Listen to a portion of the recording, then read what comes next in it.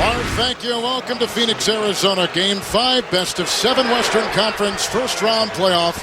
It's the Lakers and Suns. It's an elimination game. The 7th seeded Lakers leading the 2nd seeded Suns 3-1. This is Luke Walton making his 10th consecutive start. And Odom with the shot clock down to 8, working on Sean Marion. James Jones picks it up, and here comes Steve Nash of Phoenix. Good defensive start so far, Kevin, and James Jones looking to knock down his second shot. He's hit a little jumper. Steve Nash hits a layup. He hits a 3 there. As a result, a 7-0 start right now for the Suns. They needed a quick start tonight to keep this crowd energized after that devastating loss in Game 4. They had thought they'd evened this series up, Kevin, at 2-2. We'll come back and set the lineups and get you caught up. But right now, Phoenix, like they have caught up. 7-0 on top of LA. He scored 5 of the Suns' 7 points. As you take a look at Mike D'Antoni, right now, Doug is down 3-1 to the number 7 seed Los Angeles Lakers. Well, he talked to us before the game, Kevin. He said that loss, he's been in basketball for 46 years, ever since he was an 8-year-old kid. He said that loss on Sunday was the toughest loss he's ever had to suffer. Worst experience, he said. You're right. In his basketball career as a player, as a coach. Was last year's NBA Coach of the Year. This is a Kobe Bryant shot and a rebound by the Suns. So the Lakers are scoreless in their first 5 trips down the floor. R1G5. He's already picked up a foul, has Bell. Here comes Kobe Bryant. Yeah, he really has to stay on the floor. He's the one guy that can really body up to Kobe and make him work. Well, the Lakers right now, a little out of sync. We wondered coming in tonight, Kevin, the maturity of this Laker team, other than Kobe Bryant, still a very, very young team. Would they take prosperity here tonight and say, well, let's go back and win in Game 6? Are they going to try to put the hammer down tonight and finish this series? You don't want to get back to a Game 6 where the Suns can win that and then come back here for a Game 7. It's Nash to Jones for 2. And Bryant taps it off to Brown. The Lakers have won 3 straight by 6, 7, and by a single point in overtime on Sunday. This is Luke Walton for 3. Walton is well above his seasonal average, plus 7 points, taking 7 more shots a game and shooting 7% better from the field now versus the regular year. Now coming off the big jump ball that he forced on Steve Nash, got the tip to Kobe Bryant who get the game winner. Here's Sean Marion, who has struggled in the first half of this series. He's played much better in the second half, so they need a quick start from him. He's expending so much energy guarding Lamar Odom down there on that block. And this is Brown. And out to Smush Parker, who really struggled with this shot on Sunday.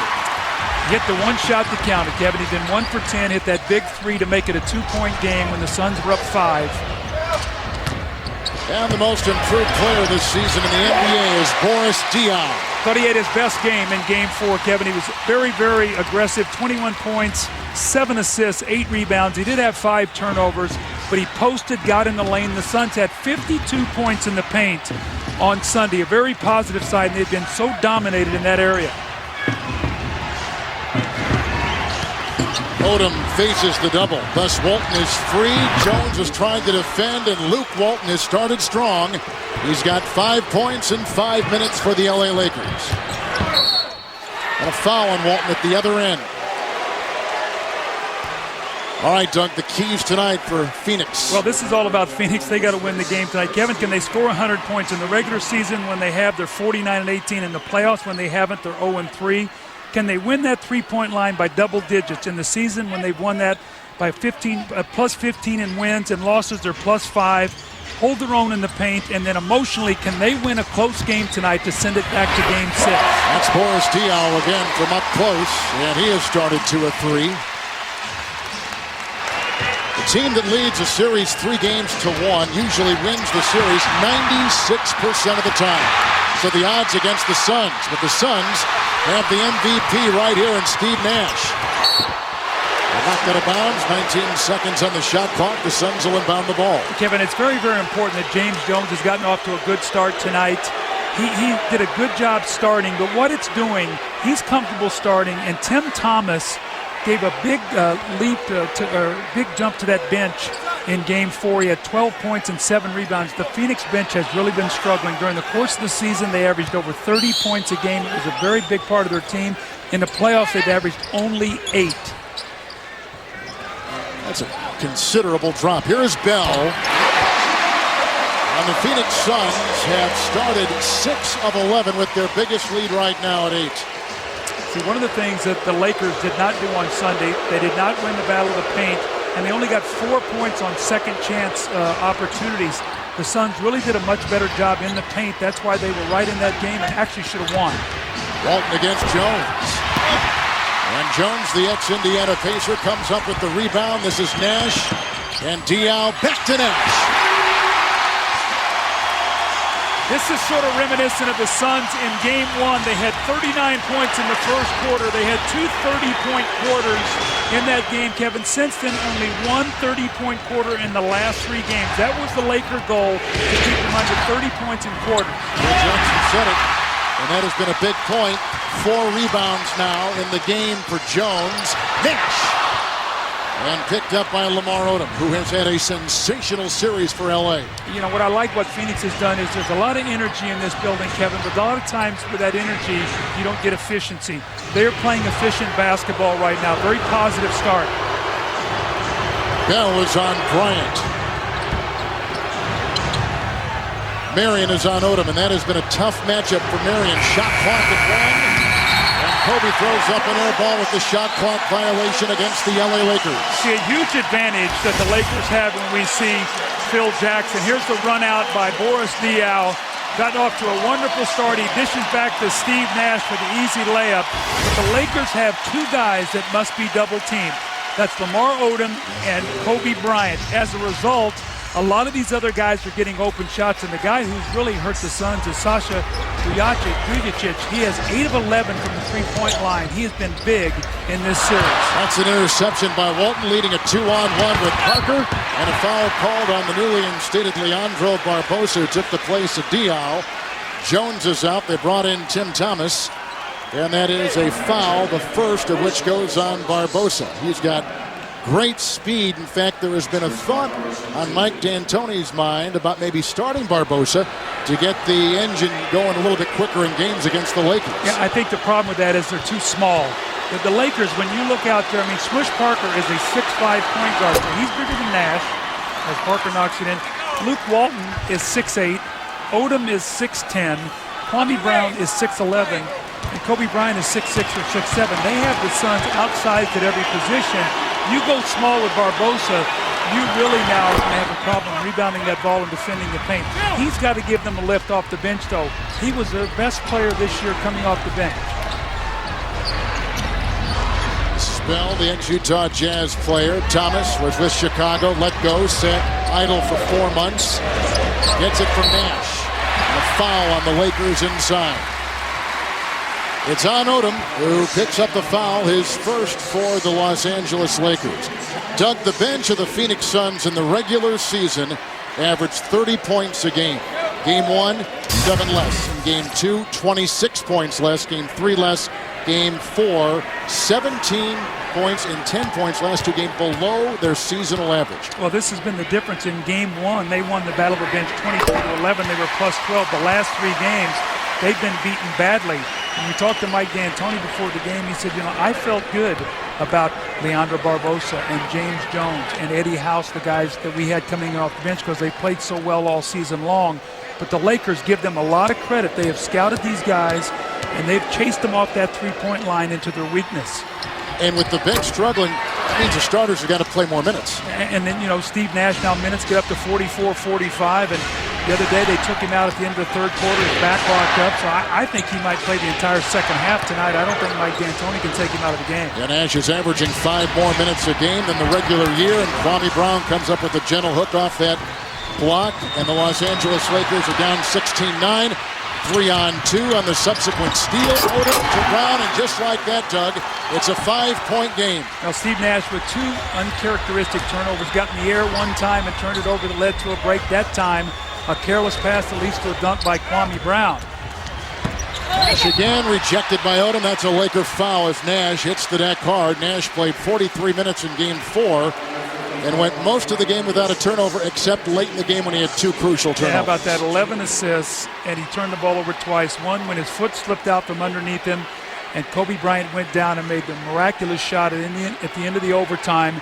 And then where he was tied up by Luke Walton, they got the tip, the Lakers did, and Kobe Bryant went down, measured the shot, hit it at the buzzer to break the Suns' heart. So Steve Nash had played so well, only 2 turnovers, but at the wrong time. But I tell you what, Kevin, I give him a lot of credit. He didn't blame the officials.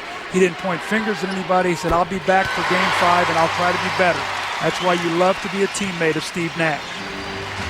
Each team, Doug, has hit 1 3-point shot. You know how important that 3-point shot is for Phoenix tonight. Well, if they don't win that by double digits, I don't think they have a chance to win this game because the Lakers are going to win the paint. It's Odom off balance, and a foul is... They're going to put it on Sean Marion, who picks up his first. Why has Marion struggled so with Odom in this series? Well, Odom is quick. He's about 30 pounds heavier. He's taller. And what he has done is he has put Sean Marion in all these post situations. So when Sean Marion has to run the floor, instead of running maybe 80 feet for a break, he's running 94 feet. That takes its toll because he has to be one of their best rebounders. He has to defend on the block. He has to double team, and then he has to get out and run on the break. That's a lot of energy being used. And Phil Jackson said before the season, a lot of our success will be predicated on the development of Odom working with Bryant. Well, he said today before the press conference, I heard him, he said, this is the best basketball Lamar Odom has played for me this season, and everything has clicked at the right time for the Los Angeles Lakers. They are playing terrific basketball. Thomas playing with the bulky knee. Rebounded by Odom inside. Clutching on to his 4th rebound. Here comes Walt. The Lakers have not made a substitution in the game so far. Odom picked beautifully by Marion inside. Well, there's supposed to be somebody double teaming on the baseline there. That's exactly what Sean Marion's supposed to do. He got no help on that play. It's Leandro Barbosa. Throughout the season, he was one of the top 3-point shooters in the regular year in the NBA. The Lakers have taken that first little punch. They fought themselves right back into the game. That's what you do. You're Phil Jackson. You say, look, we'll take the emotional surge. Just keep executing. Walt using the glass. Kobe Bryant is the only Lakers starter who has not scored. 5 from Walton leading Los Angeles. 5 from Jones is leading the Phoenix Suns. Kobe picks up a foul. And that is the other matchup to watch as Kobe Bryant has picked up his first. But Lamar Odom has been such a linchpin of the Lakers' success. But again, the weak side of the defense there lets Sean Marion down. He's supposed to turn him back baseline. Someone's supposed to give help. They don't. The Suns up by 4, but the Lakers getting back into this game.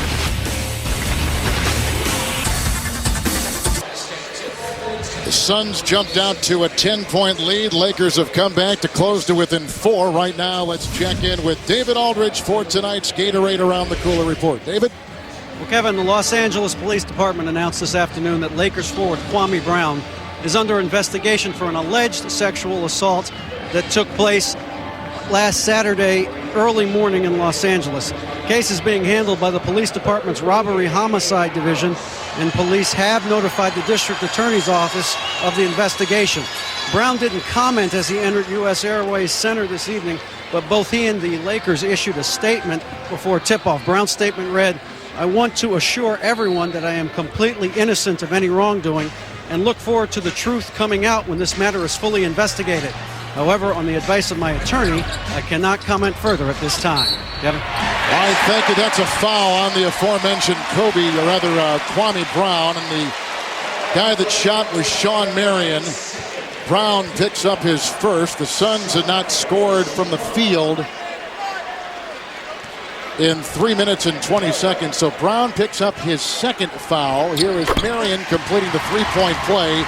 Steve Nash is on the bench. Eddie House has taken his place. And Sasha Vujacic has come in for the Los Angeles Lakers. Walton is on the bench for L.A. Well, keep your eye on Vujacic. He has been knocking down every 3-point shot. So out of these double teams, he's the guy that's been hot. 8 of 11 in the series.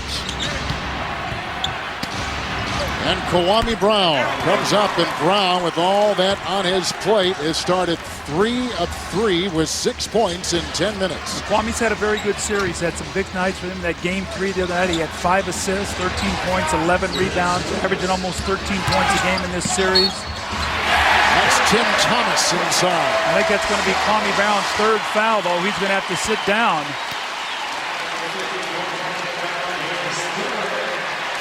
So Brian Cook will come in as Brown will take a seat with his third personal foul. Well, you can see Kwame sliding over there, sort of sticking his shoulder out. Watch him here. He does not get over soon enough. Watch him here as he's sliding. Sort of bumps him a little bit with his right shoulder. So that's about 3 touch fouls on Kwame Brown, who's been off to a great start and has been a big factor in this series with his size. That's 2 missed free throws now by Tim Thomas. All those points count tonight, Coach Harlan. You cannot be leaving points out there on the board. Well, we talked about before, this is not a good free throw shooting team in terms of number of trips to the line. There's Odom once again crawling inside. He's got 5. Why did they run over and double team Brian Cook? And a blown coverage there, not recognizing who's posting.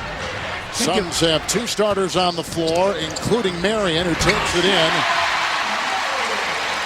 And they need a big game from him, Doug. He's got 5 early points for Phoenix. I think it's important to get him started early. He seems to really lift his play when he sees that ball go in the basket. Brian Cook guarded by Marion.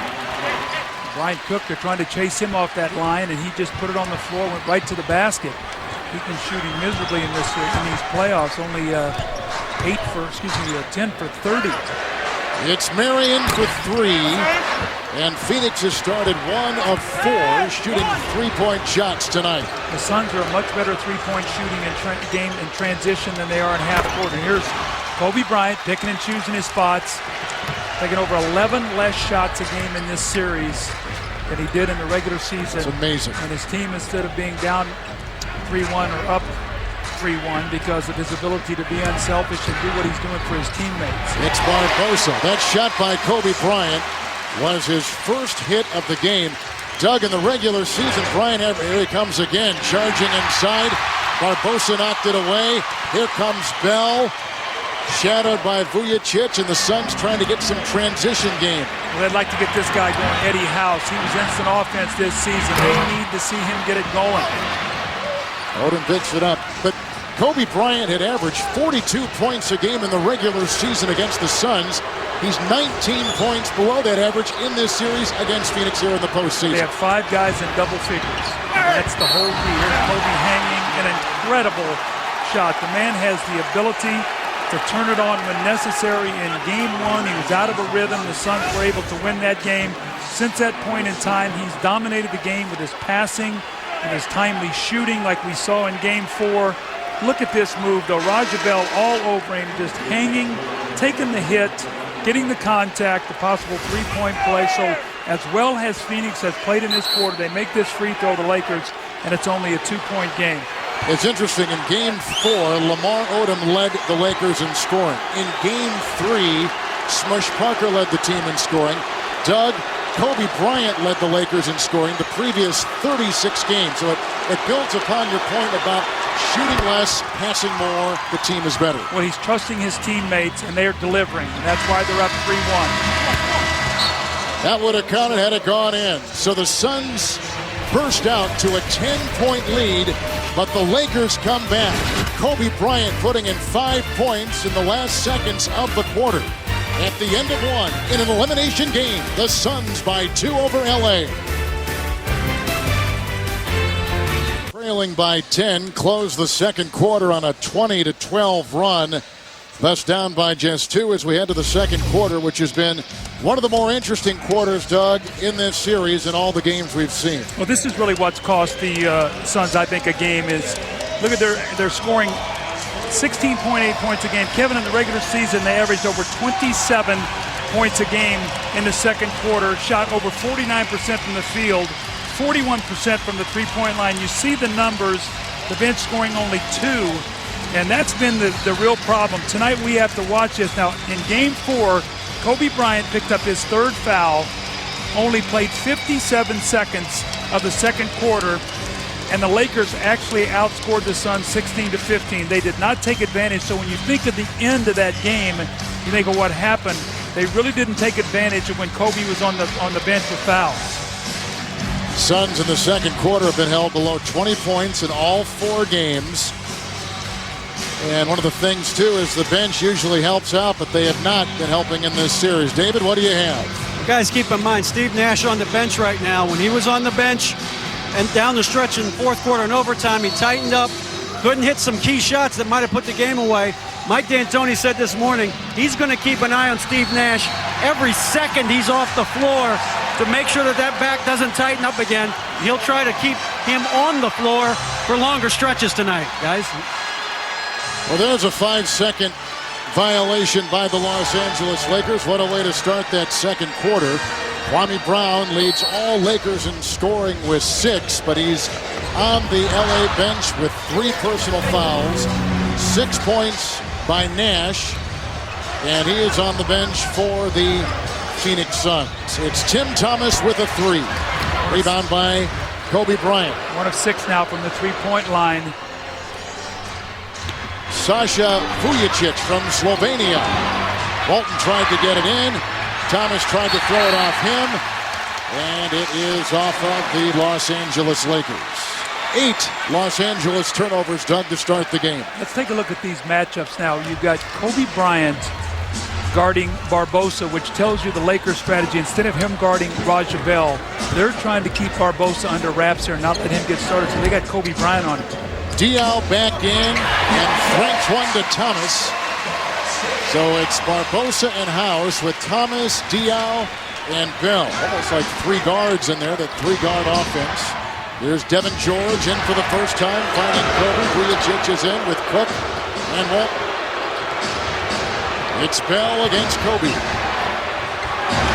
Wow, that is a tough shot. I mean, Rajabel did everything right, and Kobe Bryant, did you see how much he took his time there, Kevin? He was looking to see where the double team was coming for, spun away, and went baseline for the jump shot. Devin George picks up a foul. What does he say? He calculates in his mind how much time he needs and where he should be. Well, you know, you can only handle the ball there 5 seconds or you get a violation backing the guy down, but he's reading it. I'm sure he's, counting to himself, and he's watching to see where the defense is coming from. His eyes are on the target, seeing the whole floor. Barbosa.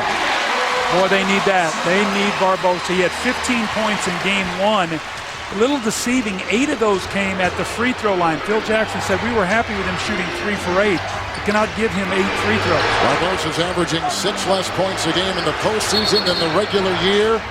And that is a violation of 3 seconds. It goes defensively on the Suns' Leandro Barbosa. Mike D'Antoni, he's remained pretty upbeat. Kevin, what happened on Sunday? He actually said after the game they did everything right kind of thing. That's why we won the game. And he goes, oh, I'm in denial. I guess we lost kind of thing. I mean, he was even convinced that they had won that game. And so many times, and especially in the playoffs, coaches will say, make sure you look at the big picture. But he's telling his team, as you agree, focus on tonight. There is nothing beyond tonight if we don't win. Well, the big picture says you got to win 3 in a row. The little picture says win tonight and then worry about game 6. So your whole thing is, what do we have to do tonight? And then we'll worry about something down the road. You have to be able to play well enough to fight another day. Barbosa picks up his second. Channeling that sometimes is hard for a team to do, but you think a team like Phoenix, which finished with one of the best records in the regular season in the NBA, the number 2 seed in the tough West, would find that easy tonight. Led by Nash on the bench right now, taking a breather. Walton to Cook, who can hit that shot, and does right there. And Doug, the Los Angeles Lakers have hit their last 6 consecutive shots.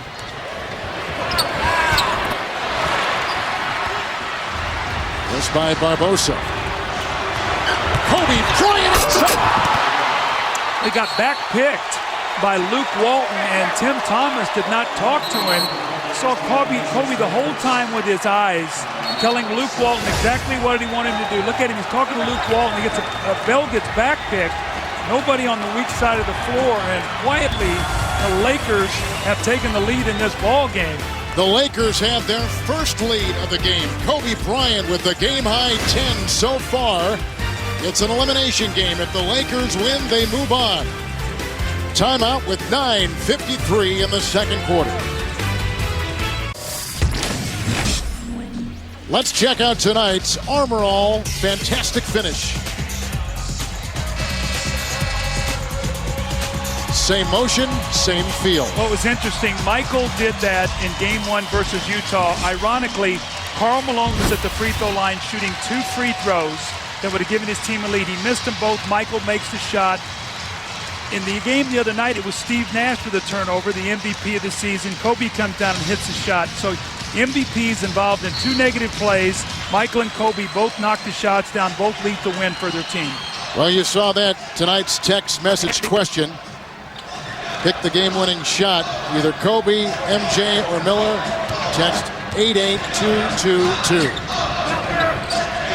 And Tim Thomas. Offensive rebound. Diaw, what a pass inside. Diaw to Tim Thomas. And the Suns have taken the lead back. Those are the kinds of plays that you have to make when you're not shooting the ball well. Coming off the bench, the Suns obviously struggling. Cook picks up the foul there. That's his first foul. But Boris Diaw really growing up, Kevin. He played terrific in Game 4. I mean, his numbers, getting in the post, about 21 points. He had 8 rebounds, 7 assists. He is really developing. You know, Mike D'Antoni gave him the award yesterday. He said, okay, this is for the most improved player. He said, now I want you to become an all-star. And I think the young man has that kind of talent. So Nash is back in with him on the bench. The Lakers were plus 4 points. Lakers have not missed a shot until that one right there in the last 5 minutes. So here comes Diaw. And James Jones. Vujacic with the steal. Well, he's played well. Vujacic, he's 6'7", he's rangy, he's quick, he's shooting the ball well. He's giving them a big lift off the bench. Kobe's 10, leading all scorers. Great feed inside to Walton. That's trusting your teammates. Early in the year, Kobe would have taken that shot. It's all come together at the right time for the Lakers. Phil Jackson, once again, working his magic with his team. He said it's been the most rewarding coaching job he's done in his career. That says a lot when you've won 9 championships. Vujacic picks up his first personal foul. Kwame Brown is on the Los Angeles Laker bench. He went 3 of 3, but picked up 3 quick fouls, so he has been out. Odom is going to come back in, and Kobe is going to take a breather with his 10 points and 4 rebounds and 2 assists in 15 minutes. Well, you know Mike D'Antoni knows what's happened in this second quarter. He's got all of his starters back on the floor, and it's still about 8.5 minutes to go, so he's not taking any chances tonight in digging his team a hole. As the Lakers have 2 starters on the floor. Nash against Vujacic in a foul. And that appears to be the second on Sasha Vujacic. And with 8.5 to play in the half and tie game at 34, let's send you to our TNT Arena and Ernie Johnson. EJ? Thank you, Kev. Southwest Airlines game break. The Spurs were down 3 at the half against Sacramento, then responded with their biggest quarter since Game 1, 37-22. They outscored Sacramento in the third. Bones Berry for 3 there, and Manu Ginobili, who has struggled, has 14 points, up 6 out of 10 through 3 periods. And right now it's 83-69 early in the fourth. Kev.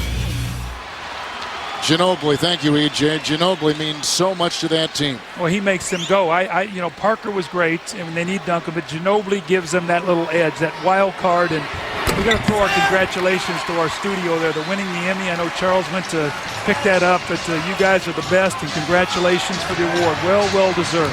Nash made 1 of 2. Agreed. Walton, Odom, Marion on him again. George is picked up by Barbosa. Diaw is on Walton. Shot clock is down to 2 for Devin George. Jones picks it up. Here comes Nash. See, they switch all the screen rolls. Lamar Odom is playing Nash now. Sort of slows them down. And they don't get those quick threes that they normally get with Nash penetrating to the basket. The Lakers big guys are big enough. And here's another 4th turnover. That's 2 turnovers here by James Jones, 5 for the team. Those little plays, you don't get a shot. That's switching that screen roll. So your big men, it's one thing to be big, but when you have quickness and size and range and stuff, and you can keep that ball handler in front of you, it causes all kinds of problems. Doug has mentioned already in our broadcast a couple times tonight, the 3-point shot, the Suns final. Tonight, 1 of 7. They're shooting overall 48%. Lakers shooting 58% from the field. They double Odom, and he travels. See where that double team came from that time. They double back on the baseline. That's what Marion is expecting to turn him baseline and run him into a trap. This time Jones gets there. Remember last time he didn't, he got all the way to the basket. And this way they got into the trap, they got their body on him, and he shuffled his feet. 9 turnovers for LA. But the Suns got to take advantage of them. They only have 4 points off those turnovers. Good point. Nash. Dion. Looked like Odom got a hand on it with the rejection. Kobe is on the bench taking a breather. Here comes Devin George. Now this is where the Suns have to make a move. Kobe sitting down here, Smush Parker taking the shot. And that's the first offensive rebound of the game for the Lakers. Lakers are leading in overall rebounds, though, by 4. Brian Cook. George came over the back of Barbosa.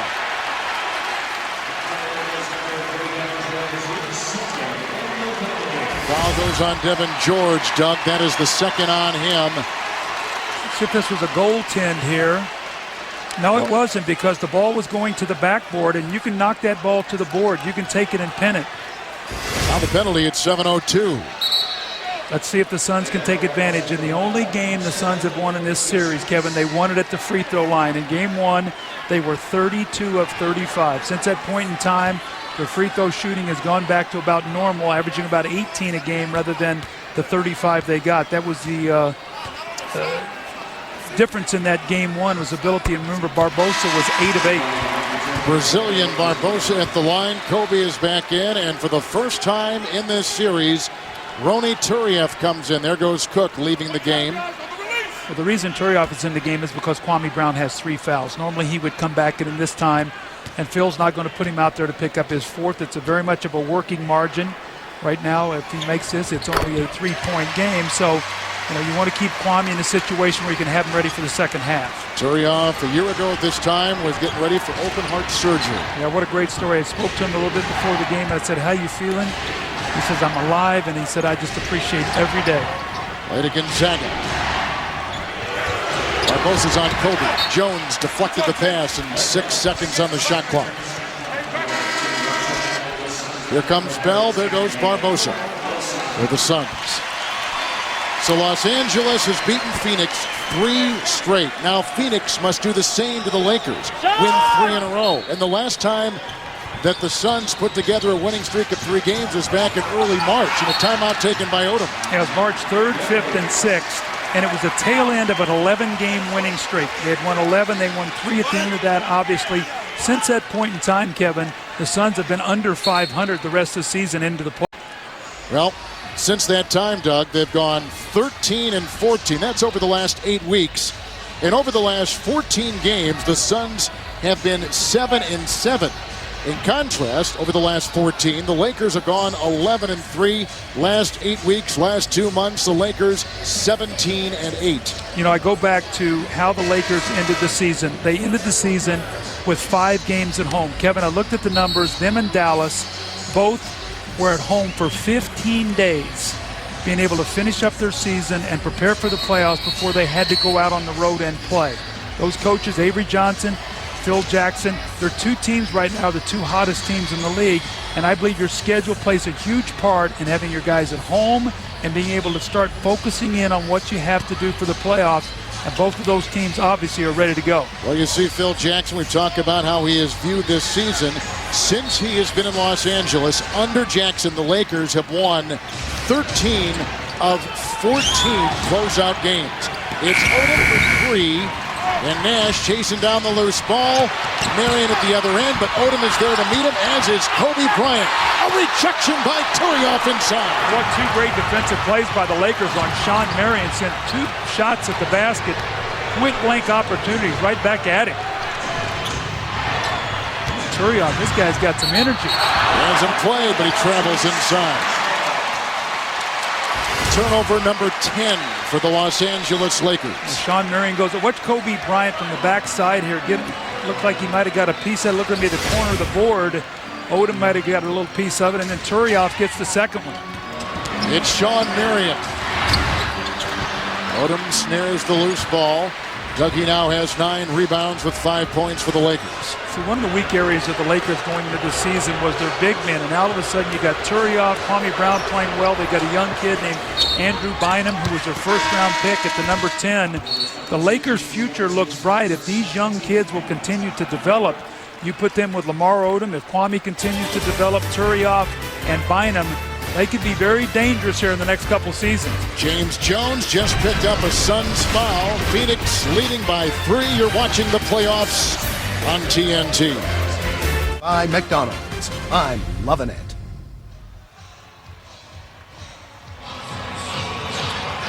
With the Phoenix Suns ahead by 3 points in Game 5 of this best-of-7 series. Before the game, Boris Diaw won the NBA's Most Improved Player Award. It was a special moment for Diaw, who's part of the first wave of French-born players to become stars in the NBA. And one of his closest friends on the team, one of his closest friends in the league, is Lakers rookie Ronny Turiaf. The two were roommates for 2 years together at the Academy INSEP in Paris, the same institution that produced Spurs guard Tony Parker. Diaw and Turiaf won the Under-18 European Championship together in 2000. And Diaw says the two often sat in the room together as teenagers, dreaming about one day making it in the NBA.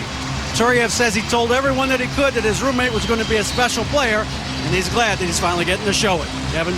Good story, David. Michael Pietrus, too, of the Golden State Warriors, is also part of that group, and inside it's Luke Walton. Walton just brings that certain something to the Lakers. Tonight, 9 points. There's Nash. Will find Raja Bell over Turiaf. Parker with the rebound. And that special things he brings is a tremendous knowledge of the game. He knows how to play. He can pass. His shooting is improved. He gets down in that post. He's their best passer out of the post, probably other than Kobe Bryant. It's Odom. Turiaf fouled inside. Jones draws the foul, and Turiaf comes up with his first playoff points in his career. What a great story for this young guy to be playing, though, Kevin. The major heart surgery that he had, the great catch there in traffic. He kisses the ball off the glass.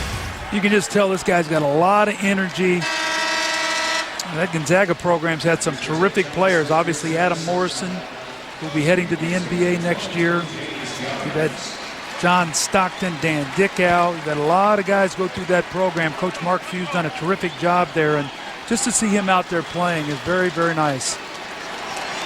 They gave the foul on Nash, who picks up his first. Turiaf, who had that open heart surgery July 26th, then played 9 games in the CBA, is part of his rehab, and here he is in the NBA playoffs. And they need him because Kwame Brown is on the Laker bench with 3 personal fouls. Well, the Suns need a three-point shot here badly. Only one in the game, 1 of 7. They need someone to hit a big shot here. Get this crowd back into it.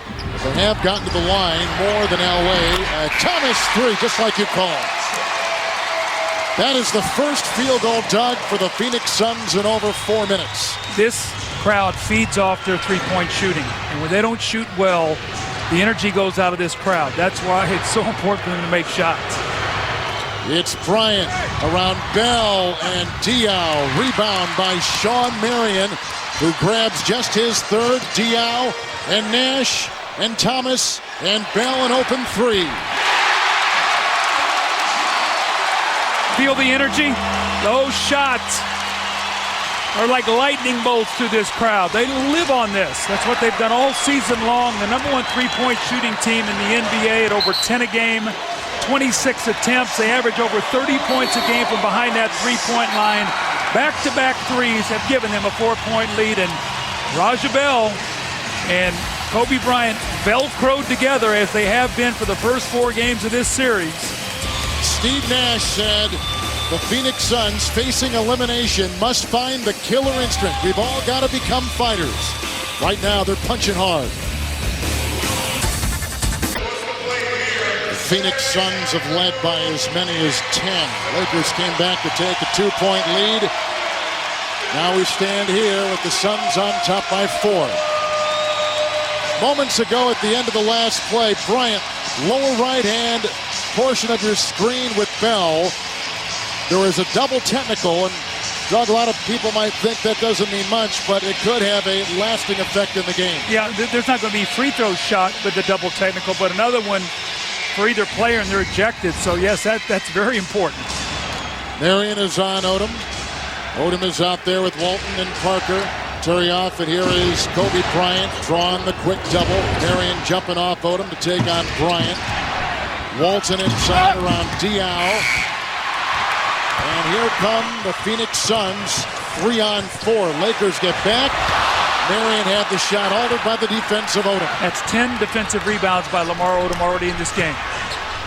Odom inside, finds Turioff, who finds two inside. Well, Turioff has come off that bench. With Cook, Kwame Brown saddled with 3 early fouls. They went to Cook, now they go to Turioff, and Turioff fouled by Thomas for the second time. Roney has put in 5. Well, that's what Lamar Odom can do. He can probe the defense. He's big enough to get inside. So Lamar Odom right now doesn't have a lot of points, only 5, but he has 4 assists and 10 defensive rebounds. The passion and the energy right now, this Laker team, what they're trying to do is just hang around, be there in the fourth quarter, and try to do what they did on Sunday, is steal the game. Doug, couple things. The Phoenix bench +7 over the Laker bench, and Phoenix is +6 in three-point shooting in terms of points over what the Lakers have put in. And Phoenix with the Thomas 3, make it a 2 right there, a 2 by Thomas. And Phoenix holding their own inside the paint. You have to be impressed with Tim Thomas. This is a guy who played only 3 games all season long, sat around for 4 months. I mean, offensive foul on Odom as Sean Marion was standing his ground. Odom tried to come in from the weak side into the post, part of that triangle offense. And he bumps over Sean Marion. But how about Tim Thomas, what he's done for this team? I mean, he has 13 points off the bench, 5 of 8 shooting. I mean, without him, they would be in serious trouble right now. Odom picks up his second. That was the first offensive foul of the game. Diaw against Parker. Foul goes on Smush Parker, who played 17 days with this Phoenix team last season. This is what the Suns have to do. If the Lakers are going to switch those screen rolls and let Smush Parker play either Diaw in the post or Sean Marion or Thomas, they have to throw that ball down there and get something going to the basket. It can't be throw it down there and kick it out for a 3. They got to get points in the paint. Kevin, they did that in Game 4. They scored 52 points in the paint. Friday, ESPN, Cavaliers, Wizards, Spurs, and Kings. ABC will have a doubleheader on Sunday. That's the first free throw that the Suns have taken. They went into the penalty at the 7:02 mark, so they played almost 4.5 minutes without getting back there. Kobe Bryant with 10.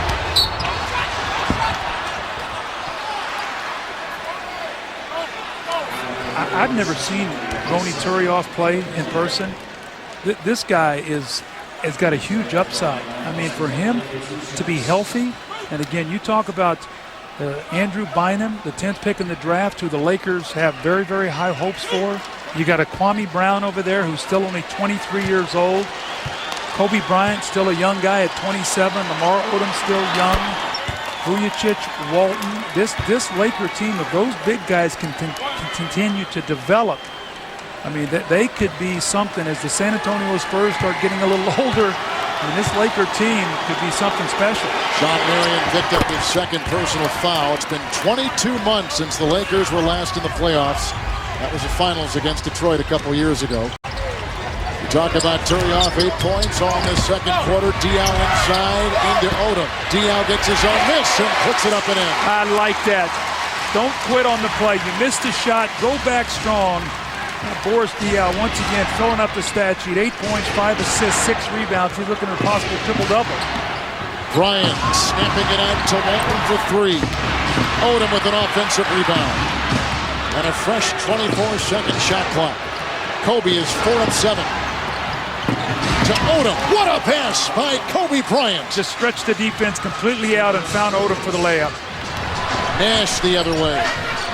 Nash only has 1 assist. He leads the playoffs in assists. Diaw tried to corkscrew it up. Walton comes up with the loose ball. That's okay, though. Once again, they switched. He had Smush Parker in the lane. Take that ball to the front of the rim. LA is +5 in rebounding.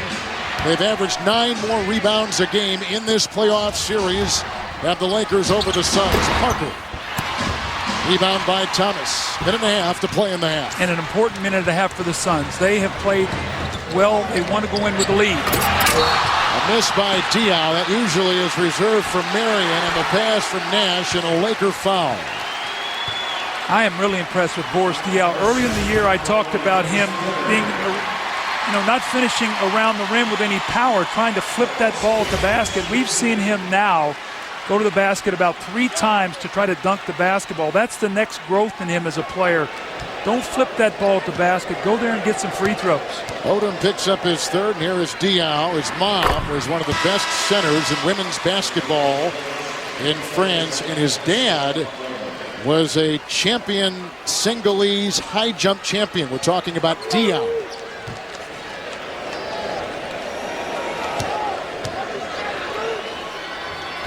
Good numbers tonight.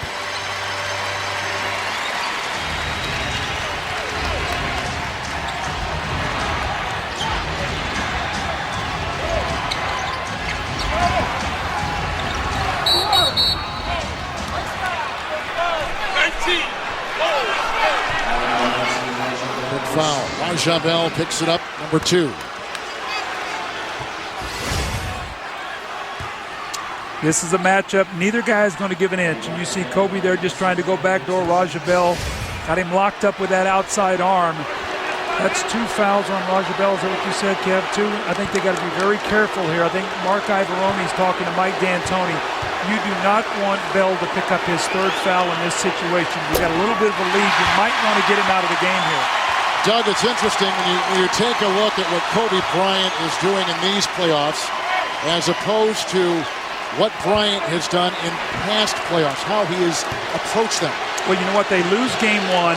Kobe did not have a great game, struggled, but you know what? Never has he made this a personal challenge in this series. It's been about team. And you know what's interesting? A guy wrote an article today in the LA paper, Bill Plaskey, said, without chasing greatness, Kobe Bryant, greatness has found him in this series. I thought it was pretty interesting. And then shortly after Bryant hit that game-tying, then eventual game-winning shot on Sunday, he went to the hospital in Orange County, and he and his wife, Vanessa, celebrated the birth of their 2nd daughter. Yeah, what a 24 hours for Kobe Bryant. This is a man who's 3 championships, has some incredible moments. There was a technical on Ronny Turiaf when he picks up the foul, of course. Can you sense in this game the importance? I mean, the Lakers know they can close it out, and the Suns know that there is no room for error. They don't win tonight, it's going to be a long summer. Diaw at the line.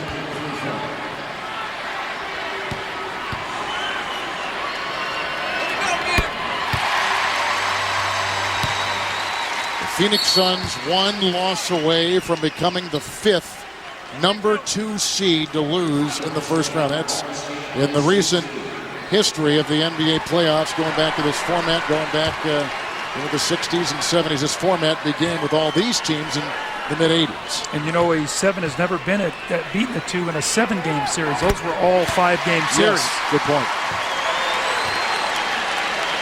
Keep your eye now if R1G5 is going to guard Kobe Bryant. He cannot pick up his 3rd foul this last minute. He wants to be able to go into the second half with 4 fouls. This is a big minute for R1G5 and the Suns to not pick up that foul. Diaw's got 13. That ties a game high with Thomas off the Phoenix bench. And there is a foul. And that is on Kobe Bryant, who picks up his 2nd foul tonight. Well, he got his right arm up into the chest of R1G5. I would love to just be able to come here and not even watch the game. Just watch these 2 guys go at one another.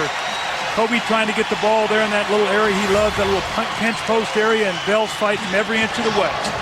Nash to Diaw, rejected by Turiaf, who picks up a Los Angeles Laker foul. That'll be the 2nd on him.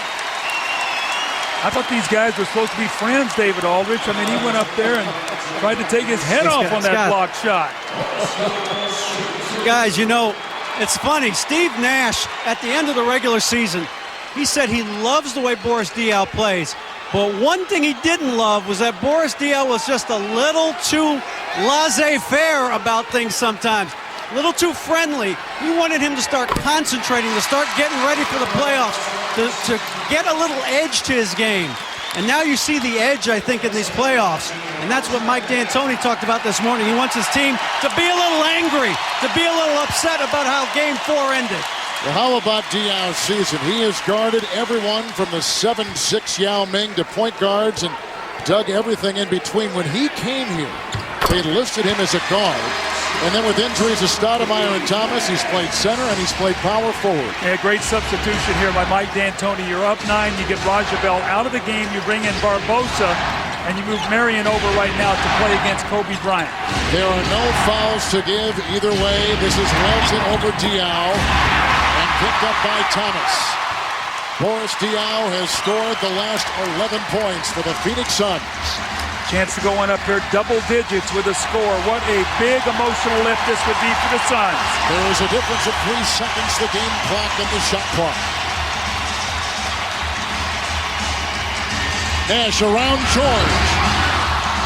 And picked up by Kobe, who hurdles a defender. Double team and will not count. That takes us to halftime. A half in which the Suns led by as many as 10 and now lead by 9.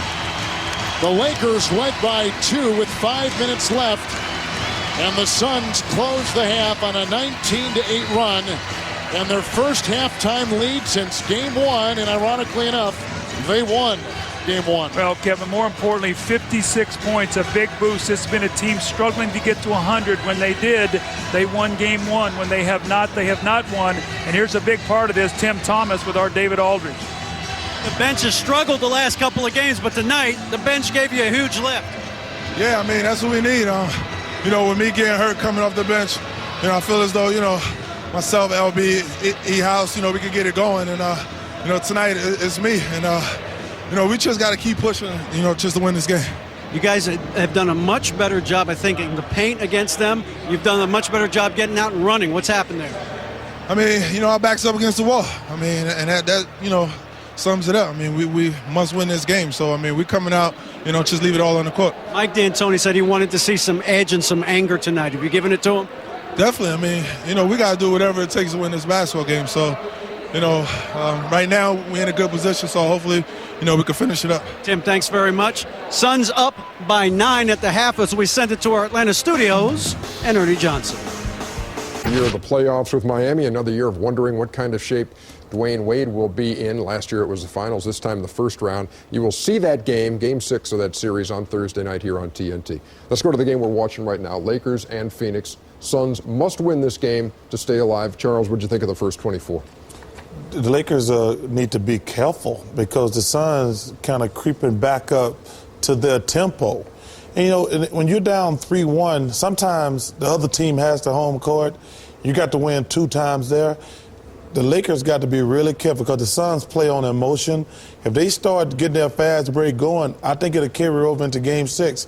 So they better slow the tempo of the game down and don't just okay, we got Game 6 at home. Because if they get to running and gunning, their confidence is going to go through the roof. And people get, like I say, 2 of these games are in Phoenix. 56 points in the first half, which is their highest since 58 points in Game 1 of this series. Kenny? Well, they're getting on a fast break, and it's funny thing, it's not Steve Nash or Sean Marion that's really getting it done. It's Boris Diaw, Barbosa, and Tim Thomas. Those are the guys who forced the tempo. They hit some long-range jump shots. Those were the guys who forced the tempo that Phoenix is accustomed to playing. So the second half, now you have to have the Nash and Marion show. Those are the 2 guys that now have to carry them because the Lakers are still in striking distance, and they still are able to slow you down particularly. So this is going to be interesting to see this half. Sean, go ahead. And the Lakers got to be careful now. It ain't like they've been just dominating this series. They've won they're up 3-1, but any of those games could have went the other way, even the one the Suns won. Kobe Bryant, 11 points on 4 of 7. Sean Marion, 5 points. Steve Nash, 7 points, 2 assists, 1 assist, 2 rebounds. And why are you keeping up with that? Well, hey, come on now. It has nothing to do with our fantasy game. It's just a fan in L.A. thinking it, might be over.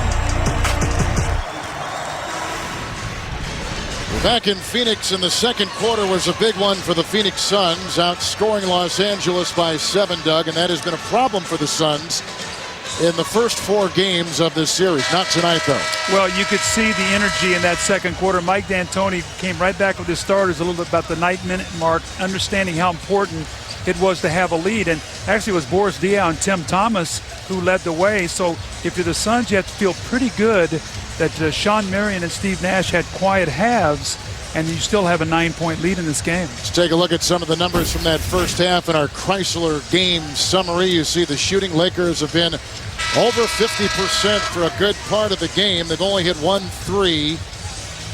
Plus 7 points at the line for the Suns over the Lakers. Well, now they make about 15 normally a game during the regular season. Remember, in game 1 they made 32. Tonight 17. That was the difference in game 1. Bench points, a big number. They won the bench in game 1. That's the only game they've won the bench, and tonight that's a good sign. Now for the Lakers, they have 12 turnovers, but the Suns only have 2 more points off turnovers than the Lakers. So, I mean, the Suns are going to have to capitalize on those forced turnovers. And, you know, Kevin, this is the guy who's been very quiet this first half, but it's sort of what he's done this entire series. You can see his first half numbers. Tonight he's 2 of 9, only has 3 rebounds, and has not had a great first half, but he's played well in the second half. Look, almost 12 points, shooting 54% and about 4 rebounds. They need him to have the kind of second half he had in game 4.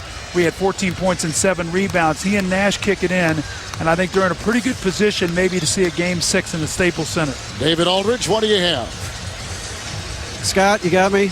Yeah, we've got you. Go right ahead. You can call me Kevin if you want to, but go right ahead anyway. I got... You're on the air. David, you are on the air. Go ahead. Sorry. You can call me Scott. Just don't call me late for dinner. Go right. It's all yours, big fella. Well, guys, it's all about the offense for the Lakers at halftime as opposed to their defense. Assistant coach Kurt Rambis said that the team is not executing its offense the way that it has in the first 4 guys, and the guys are confused about how to move the ball around. The other problem, obviously, was they put Phoenix in the penalty much too early. He said, we've got to take away some of the tendencies of these guys. We know them through 5 games. Kevin. Thank you, David. Kwame Brown begins the second half for the Los Angeles Lakers. This is a 3-ball by Bryant.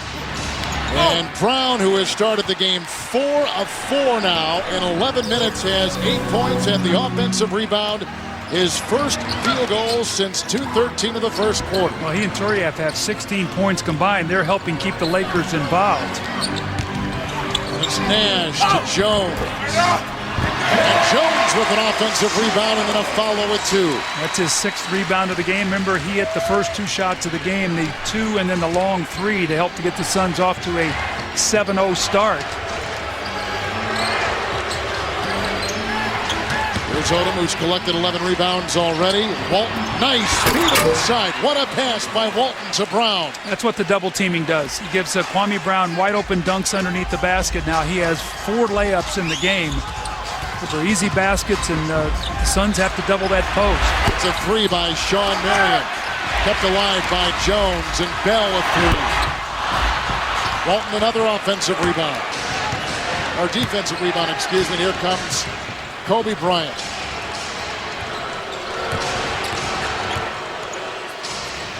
Lakers plus 4 in rebounding so far in the game. Walton against Jones. Marion there to grab it. Alley-oop. It went from Diaw to Marion, Diaw to Bell. A screen by Diaw. This possession sort of looks like the Keystone Cops. It does. It's Bell for 2. You could tell nothing good was going to come out of that. They had 3 shaky passes, and they've come out of here now to start this third quarter not with any kind of rhythm, only a tip-in by James Jones off his own missed shot. The Suns facing elimination if they don't win tonight. Kwame Brown, who has not missed from the field. That's a shove and a foul. Diaw was defending. Diaw was tagged with his first personal foul. So I'm sure the Suns are looking at this box score and said Kwame Brown and Turiaf are both combined. They have 18 points on 7 of 7 field goals. You'd expect it to be Lamar Odom and obviously Kobe Bryant. It looks like they're trying to go right back into that post. Remember we talked to Phil Jackson today. He said, I thought we got away from going into the post in Game 4. We got away from that, and it almost cost us the game. We have to keep throwing the ball down on the block. Well, he's come out from the opening game, as Jackson said, we want to pound it inside, rebound, and control the tempo. They've been successful in all those endeavors. Kwame Brown inside, that's an offensive foul. Wipe away the 2. Will not count. Brown picks up his 4th personal foul. Dave, what do you have?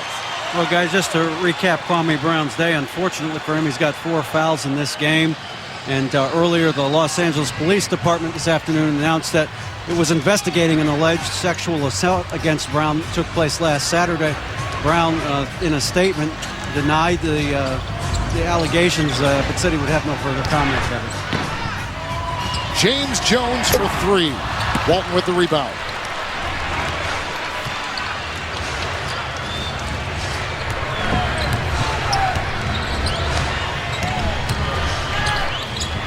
It's Smush Parker driving inside.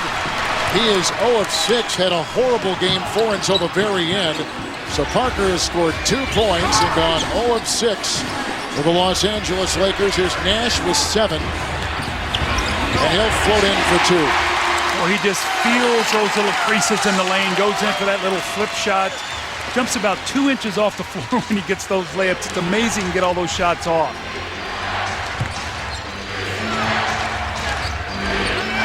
Bell draws a double. Looking for Brown. Picked off by Diaw. Turnover number 14 for the Los Angeles Lakers. The Suns have to take advantage of those, Kevin. They have not in the first half. That's a good point. Nash probing. He has Kwame Brown on him now. Somebody's got a mismatch. It's Bell inside. Bryant followed him in. And the personal foul will go on Kobe Bryant. He's got 3. That's where Kwame Brown has got to slide over and help into that lane. And he's already picked up 4 fouls, so I'm sure he did not want to get a 5th. But Raja Bell, with his toughness, he's going right to that rim.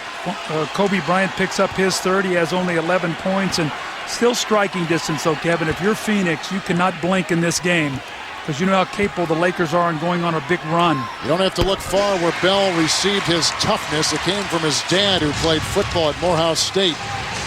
Bell plays a football-type game with his defense for the Phoenix Suns. And he got out of that first half with only 2 fouls, which I thought was very important. Kobe. Just a master using that body, getting in the lane, contorting himself. And he still has the ability to get his eye on that target and finish with a soft shot. 13 for Bryant, game high 15 for Diaw. Nash throwing inside. Parker with the bear hug on Diaw. And Parker picks up number 2. The Suns are doing a better job at getting the ball inside on the switches. They started in Game 4 in the second half doing that. Tonight there was again another switch. Parker gets caught on Diaw. Kwame Brown was on Steve Nash. Nash pulled the ball out. He got the ball inside to get the foul. Devin George will check in for Smush Parker, who went 2 of 12 from the field in Game 4, is 0 of 6 tonight. Nash, how did he get that inside to Diaw, and it's kicked outside by Marion. They're going to start calling him second half Sean here if he keeps this up, but all of those so needed. Sean Marion's confidence wavers on occasion. He needs that ball to go in the basket. The Suns now have their biggest lead of the game. Walton. Kwame Brown. And a foul. Diaw was defending. Diaw is tagged with his 2nd personal. This all started with Sean Marion, the Nash pass, and Diaw kicks it out. That's his 6th assist of the night, and there's Sean Marion. Again, you see him pumping his fist. This guy's a terrific player, but when he struggles a little bit, he wavers a little bit with his confidence. He needs good results, and Kwame Brown going to the line has not missed a shot tonight. Kwame Brown in the playoffs versus the regular season, averaging 6 more points in these playoffs. He's been a recipient of Kobe's unselfish play. And what also happened is when Chris Mim got hurt, he moved into the starting center position, started the last 18 games. And in that 18-game stretch, actually averaged what he's averaging now, about 12 points and about 7+ rebounds. So he's been doing this now for about 20 games. It's a Bell three. Inside, outside. It's the way you get the threes. Dribble penetration, kick it in, kick it out. Now the Phoenix Suns are plus 12 points from the three-point line. Lakers have their largest deficit of the series. Down by 15. Kobe splits the double. To Brown. He just draws so many people. When Kobe Bryant and Odom, when you're chasing them all over the floor, that means you're playing 4-on-3 basketball if you're the Lakers, and they're getting inside and they're taking advantage of that. Doug, the question becomes for Kobe, and maybe he's already answered that in these playoffs, can he stay disciplined and stay the way he's been, as opposed to when they're down and feeling he's got to score more as Marion belts in a two? I think you're seeing that Kobe's having a lot of fun playing like this, as long as the team is getting results. But if those other role players start missing shots, he'll be more inclined to start taking more shots. Devin George over Nash. Rebound by Jones. Now the Suns trail Los Angeles and rebounding by only 3.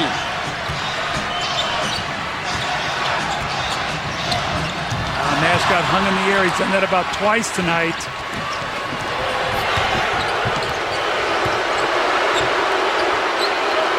Nash has turned it over 4 times. George for 3. Well, he had 3 big threes in the fourth quarter the other night. Here's Marion once again on that run out. Marion is 4 of 13. Much more active, though, looking for his shot. He's had a couple field goals, couple rebounds. Look at Nash, a little up and under. And we have the mismatch on Kwame Brown. Well, Kwame Brown's got to get in space, and when he goes up to shoot it, just get a hand up. That was a great move by Steve Nash. He just locked up Kwame Brown. A lot of coaches may call a timeout in this situation, but Phil Jackson feels he wants his team to work through the problem. Yeah, he likes to find the solution yourself out there. I don't want to be the security blanket all the time. Stepping out of bounds, Luke Walton right now. Lakers losing a little of their composure. Steve Nash, he and Sean Marion, remember they had the quiet halves, not here in the second half. Nash with a nice little drive. Marion's hit a couple field goals, and the Suns have pushed this lead to 17. With Doug Collins and David Aldridge, Kevin Harlan, the Suns, Doug, closed out the first half on a 19-8 run. They have started the second half on a 17-9 blitz. So by my math, that's 36-17 plus 19, and we're sitting about right there right now, Kevin. Vujicic in the game here. Vujicic is checked in, but Nash blows right by him, and Steve Nash has been on a tear. Almost half his points have come in the opening minutes of this second half. 6 of his 13 have come in the third. We talked about he and Sean Marion picking up their play in the second half. Here's Kobe Bryant. Now it'll be very interesting if Kobe tries to go to work to make up this disadvantage. They're down 19, 4 minutes and 20 seconds to go. They put in Cook to be a shooter out there with Lamar Odom, Vujicic, and Devin George. So they've gone to a smaller lineup. Kwame Brown is out of the game now, so look for them, for Kobe and Lamar Odom, to try to go to work here and maybe free up some of their shooters. Bell has picked up his 3rd personal foul. One of the great lines of these playoffs came from Lamar Odom, who was talking about Kobe Brown. He said, Kobe is like smelling salts for our team. He's reinvented himself and thus reinvented us. I sort of feel that way about you, Kevin. Coach, I mean, you're like smelling salts. That's the nicest thing you've ever said. I'm telling you. Here comes Nash. You talk about smelling salts. What about Nash? He'll wake you up. He's got the mismatch on Cook. Well, he's getting to the rim almost every time now. There's no shot blocking out there for the Lakers. The Suns should recognize that and keep getting that ball to the basket. Here's Kobe getting hung in the air. That is the 16th Los Angeles Laker turnover. But Phoenix has not cashed in as much as you think. Here's Jones, Nash, Make an Bell. extra pass. Look at him, Kevin. And that's what Mike D'Antoni said they had not been doing, but they are doing it tonight. What a pass by Boris Diaw to Sean Marion. The ball is moving tonight. As a result, the Lakers can't load up. Marion was 7 of his 12 in this third. It's Odom inside from point-blank range with the miss. Diaw from Marion. What a play!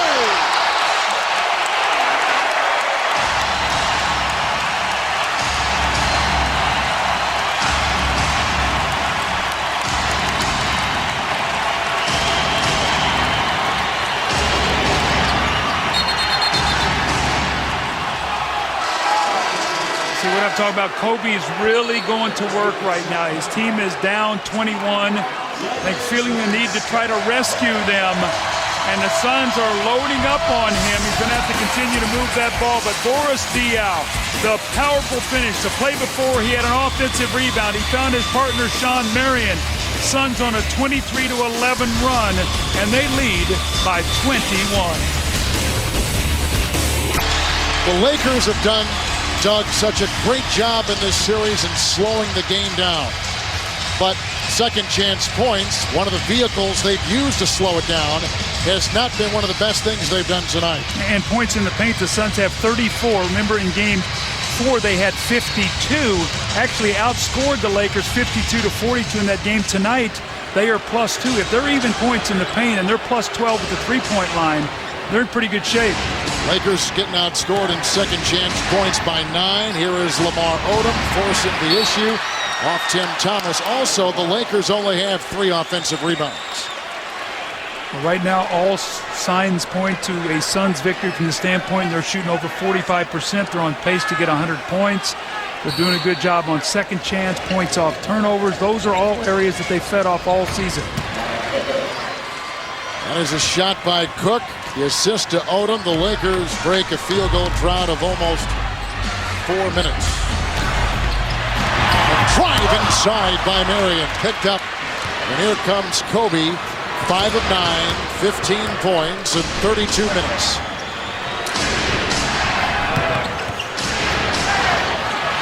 Knocked away some nice Phoenix defense. Well, Kobe's really going to try to go to work now to score. You know the Suns are going to load up and try to keep him from getting off. There's that patented Sean Marion dunk. He made a great play. The play before just didn't get the finish. But Marion and Nash going to work in the second half after Diaw and Thomas carried him in the first half. 4 of the 5 Phoenix starters are in double figures, and the guy they have been starting, Tim Thomas, off the bench with 13. The slashing move by Lamar Odom. Well, he's a handful. 6'10", lefty, tough to play. Got 30 pounds on Marion, probably 2 or 3 inches. Minute and a half to play in this third quarter. Quarter where the Phoenix Suns have blown the game open. Against Vujacic, Nash, so easy. It's like in your backyard. It's a when you're out playing by yourself and you're imagining playing against an NBA player. I mean, he's flipped it at the basket. He's had all kinds of situations tonight. I think they've called a technical foul on Vujacic here for throwing the ball against the backboard. There was a delay of game on the Lakers, okay. Yes. Delay of game, which is a second delay of game, which you're right, Doug. It is a technical. Look at Nash. He's having fun now. I tell you, the best scenario for the Phoenix Suns here tonight is for them to keep the pedal to the metal, get to the 6-minute mark, let Nash play all the way through, and when you take him out of the game, don't have to bring him back. That would be the best of all scenarios, so you don't have to sit him down and worry about his back tightening him up. So you have to play him until you think this game is over tonight. And then in the big picture, Doug, recapture what has made you the #1 scoring team as Cook nails a 3. Recapture what has made you the #1 fast break team, #1 scoring team, #1 shooting team, #1 3-point shooting team in the NBA this season. It's Nash. Marion, 3. Bryant, the rebound. LA is +2 in rebounding tonight. Kobe with a 3 ball. They better not let up. I mean, those threes start piling up on you. Brian Cook hit a long one. Now it's Kobe Bryant, so that lead now back to 16. You thought that the Phoenix Suns had to have a double-digit point lead and three-point shots tonight. Right now, they're +6 points. Nash. Odom with the rebound. He's collected 13 rebounds. Has Lamar Odom with 9 points. A second separates the game clock and the shot clock. As the Lakers, Doug, are on a 6-0 run. And both teams have a foul to give. Kobe. Off Barbosa, off the Suns, a second to play in the third. Well, I do not let Kobe Bryant catch this ball. I put 2 guys on him. I do not give him a chance to get a shot off. Make one of those other players shoot the ball. You know he's going to try to get his hands on this ball and hit a 3 here right as the time's winding down. Bryant. That takes us to the fourth quarter. The Suns were beginning to run away, but then a little run by the Lakers at the end of the third brings it closer. Phoenix facing elimination on top at the end of 3, 84-68. You're watching the playoffs on TNT. Well, the Suns lead here going into the fourth period, and it's been pick-and-roll basketball. Now, Kwame Brown is supposed to step up and switch on this play, late getting there, and Steve Nash just waltzes to the lane and lays the ball in the basket. And this is what the Suns did in the third period. They made the extra pass. A great little pick-and-roll to DL underneath the basket. He kicks it out to Sean Marion in the corner. 6 assists in that quarter for the Phoenix Suns. They've only had 1 turnover in their last 20 minutes. More importantly, look at the pace of this game. They have 27 points, 29 and 28. They've won all 3 quarters. If I'm Mike D'Antoni, I said I need 6 strong minutes. Right now, do not let the Lakers have a little surge to start this fourth period so that we can put this thing to bed tonight and head to Los Angeles tomorrow for a Game 6 on Thursday night. Suns led by 2 at the end of 1. Phoenix led by 9 at halftime. They take a 16-point lead into the fourth quarter. David Aldridge is manning the sidelines with Doug Collins and our entire TNT crew. Kevin Harlan and Phoenix were in the fourth. Watch the lob for Marion. They love to run lobs out of timeouts. Nash for 3. And picked up as Odom was dragged down, but no call. And here comes Kobe Bryant. And Kobe in the game with 18 points. That is a game high. Vujicic begins the fourth. Jim Jackson, the former Sun, is in the game. Brian Cook is in the game. So a lot of shooters out there for Los Angeles. Well, they're going to spread the floor. They're going to work it through the post with Kobe. Vujicic has not had his shot going tonight. In fact, I think it's his first attempt on the night, Kevin. He's not attempted a shot until he played 12 minutes. He was 8 of 11 coming into tonight from three-point territory. Diallo the miss. And a 14th rebound by Lamar Odom.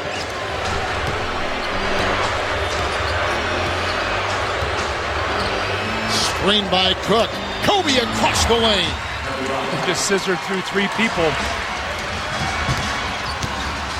14-point game. Suns do not want this lead to get under double digits. Red Jackson back there. It was a defensive switch. Lakers are on an 8-0 run, drifting back to the previous quarter. Little screen roll. He sees Diallo. He crossed him over. Then he steps through Barbosa. A little reverse layup. In the scorebook, like that looks like an easy 2 points. But what he had to do to get there, tremendous ball handling. Nash, good screen by Diallo, who blows by Cook in a foul. I really like the way Diallo's playing. Kevin, as this series is going on, he's getting more and more and more aggressive. And see, they need him to play well because other than Steve Nash, they don't have a guy on their team that creates shots. Remember last year, they had Joe Johnson, so he could create shots along with Nash. Barbosa last year when he was on the floor. Now they need Diallo to be able to step in that situation so he can take some pressure off Nash, have to try to make all the plays. Suns have now hit 15 consecutive free throws. Log on to TNT Overtime Playoffs 06 on NBA.com or AOL.com/NBA. See what Kenny, Charles, EJ, and our own Doug Collins have to say about the playoffs. 10.5 to play. We're in the fourth. Suns by 16 points. Well, the lead has not changed, and there's a minute and a half off the clock. That's all positive for Phoenix. Odom and Bryant. That's a foul. Ooh, Kobe got something in the face of Bell. Whether it was a shoulder or an elbow, it was sharp. You have to be willing to take a pounding when you play against Kobe Bryant, some of these players. Well, let's watch here to see if he gets him with an elbow. Right there, a left elbow gets up in the face. Remember now, Kobe and Raja Bell both have technicals as Kobe knocks that three down. So neither one can get a technical or they'll be ejected. Kobe's got 23. And kicked out of bounds by Vujacic. Phoenix Suns, who had seemingly lost the components that made them so dangerous, their running, their fast-paced offense, looks like they've recaptured a lot of that tonight. Well, a big part of it is they forced turnovers. They did not force turnovers in the losses. Tonight, they have forced 17 turnovers. They have 15 points off turnovers. That's a big stat for the Phoenix Suns. It gives them some extra shots. That's why tonight they have taken 65 shots at the basket. The Los Angeles Lakers fighting their way back, chiseling their way at that huge Phoenix lead. They're on an 11-2 run early in the fourth.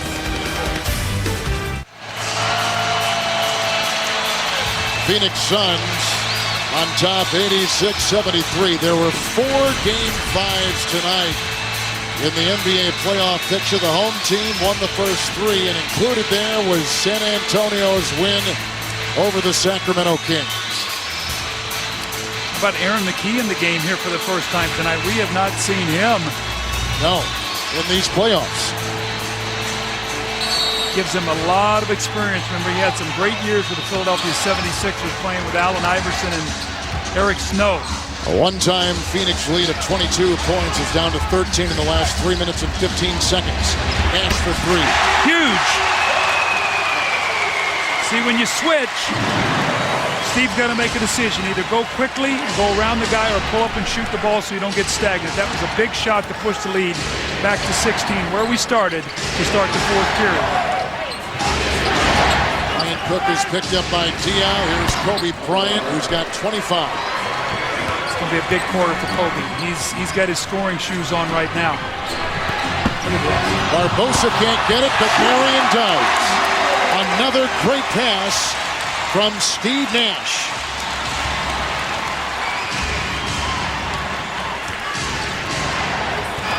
Marion's got 16, 11 have come in the half. Remember, it was Marion with 14 points and 7 rebounds in the second half of Game 4 in L.A. on Sunday.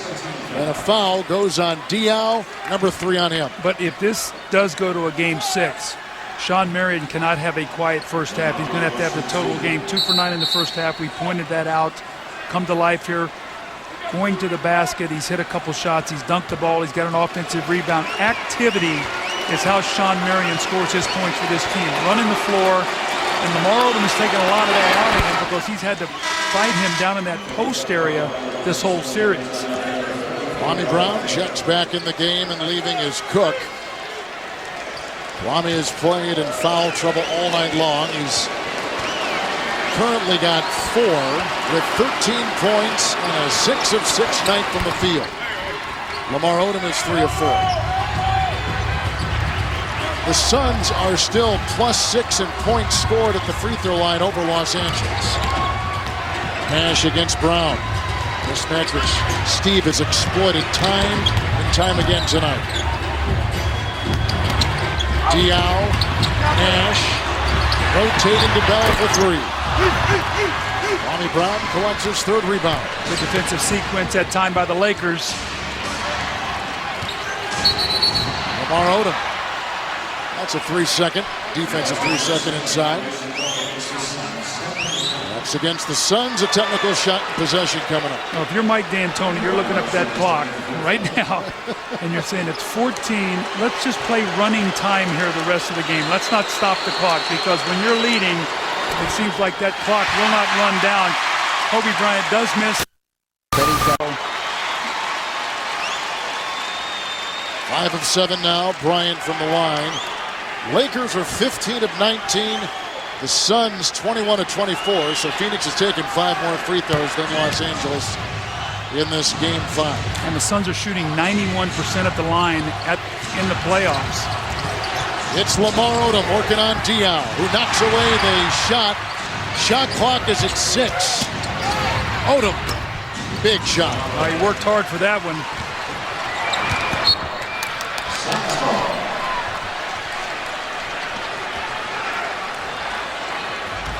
I don't know if Nash is going to sit this entire second half. He's not going to go out until the game is over. And if the Lakers keep making a push, Mike D'Antoni cannot take a chance on his back locking up like it did on Sunday. Which means that Nash would play over 40 minutes.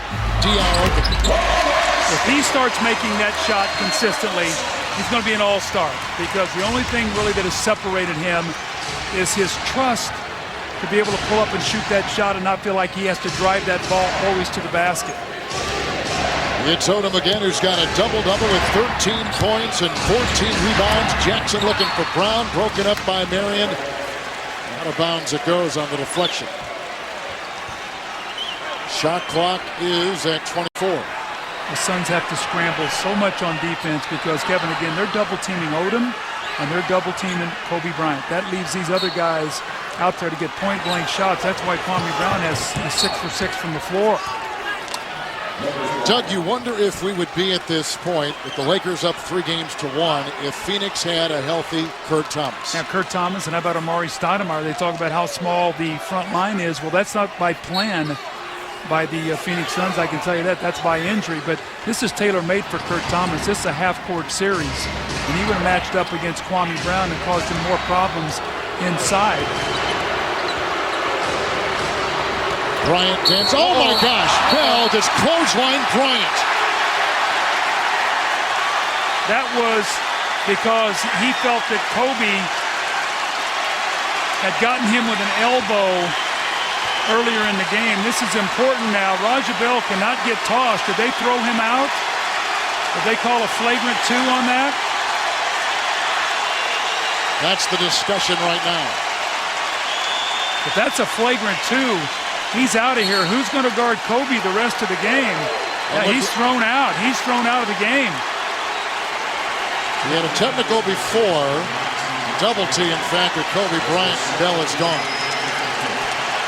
That was totally unnecessary by Raja Bell right now. He is too important to this team to make that play at this time. Now Kobe's going to go to the line, and what you've done is you've energized the Lakers, and you've taken your only guy to guard Kobe Bryant into the locker room with 7.5 minutes to go. No play on the ball, just goes to the throat.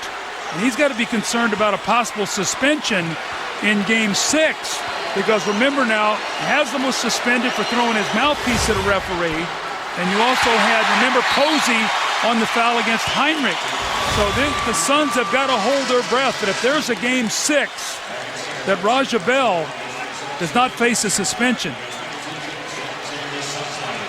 That is not the time to make a play like that. It's a 13-point game, 7.5 minutes to go. Now you have to have Barbosa guard Kobe. Oh, Kobe Bryant from outside. And now Bryant's got 26 points.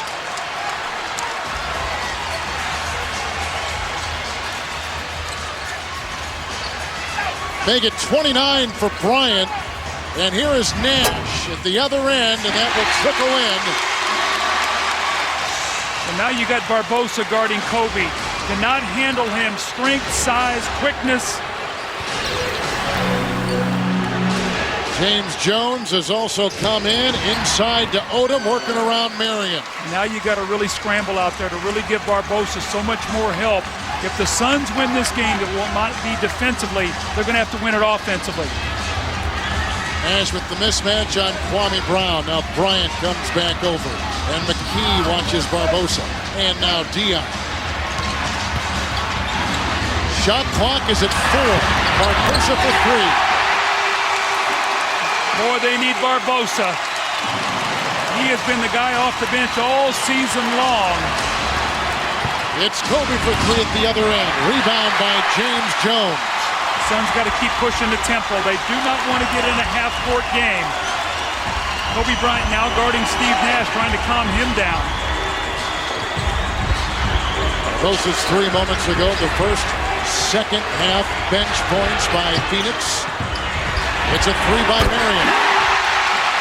They're coming back, and now, Doug, the Phoenix Suns are plus 9 points above the three-point arc. They've done it all season long, Kevin. I said a while ago, if they're going to win it, they're not going to win it with their defense. They're going to have to shoot this one out and then hold their breath that they can get into Game 6 and that the league won't take any action against Raja Bell on that foul against Kobe Bryant. Timeout. Sandwich, I'm loving it. By Kingsford Charcoal. With new Surefire grooves, the grill's never been ready faster. And by T-Mobile, official partner of the NBA playoffs. Raja Bell has just been ejected for the Phoenix Suns. He's been guarding Kobe Bryant all night. At the other end, Bryant has guarded Bell, and it's been this kind of a feisty attitude between the two all series, and christened again tonight in Game 5. Well, neither guy's going to give an inch. Raja Bell's in there. You see Kobe with an elbow, little shove off. He gets his arm up in his face, and then this is the drive when he was thrown out of the game.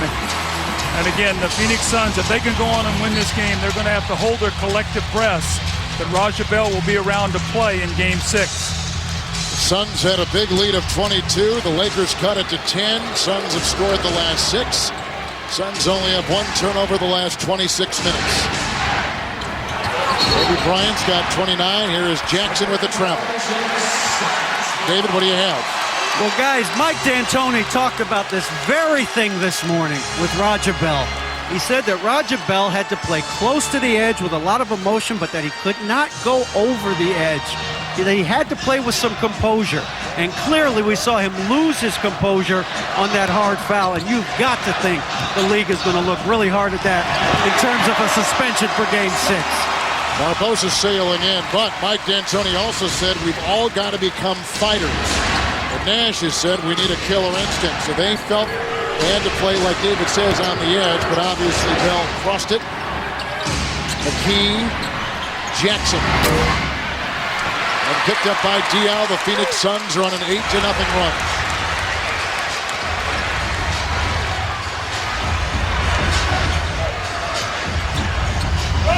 Diaw to Marion. Diaw. Activity. Just quickness to the ball. Both Diaw and Marion. This lead is back to 20. How good is Game 6 going to be on Thursday?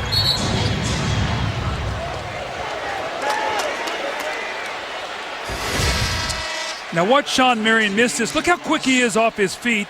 And then here comes Diaw, who has been terrific tonight. Boris Diaw, 23 points. I don't know how many rebounds. That 10 rebounds, 8 assists. Marion has come to life in the second half. He has 19. Nash was quiet in the first half. He has 21. Those guys have been terrific here all night long. Jones picked up his second personal foul. Phoenix is on a 10-0 run. Here is McKee. Kwame Brown has gone 6 of 6. An elbow and offensive foul. Kwame has got to realize that these guys are not going to block his shot. So when he turns in there, he can't dip that shoulder. He's got 2 offensive fouls tonight. And it's a shame, Kevin, because he was off to a terrific start, picked up those 3 fouls. But he has a 6 for 6 for 13 points, only 3 rebounds tonight, but foul troubles have kept him on the bench. Lakers have their 19th turnover. That is a series high against the Phoenix Suns. Barbosa to Diaw, guarded by Brown. Boris Diaw wheeling and dealing in the post now. This guy's got it all working. How much more are we going to see Nash on the floor? 4 minutes, up 22, maybe 1 more minute, and I think you're going to see Mike D'Antoni get him out of the ball game. Diaw with the Phoenix high 25. 8 have been put in this fourth quarter. Here is Lamar Odom with the double-double, 15 points and 14 rebounds. Nash, Barbosa, Kobe's on Nash.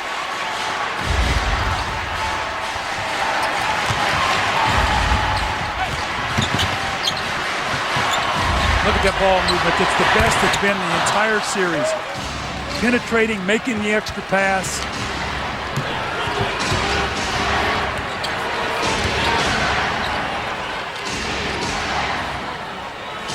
Lakers had won 3 straight games coming into tonight. By 6, 7, and by a single point in overtime Sunday. Kobe, that was pushed down by James Jones. Now Kobe Bryant's over talking to Leon Wood right now, giving him an earful, and Kobe's just been thrown out for talking to Leon Wood, so he's gone. Game 6 is being set up here for some kind of emotional night in the Staples Center.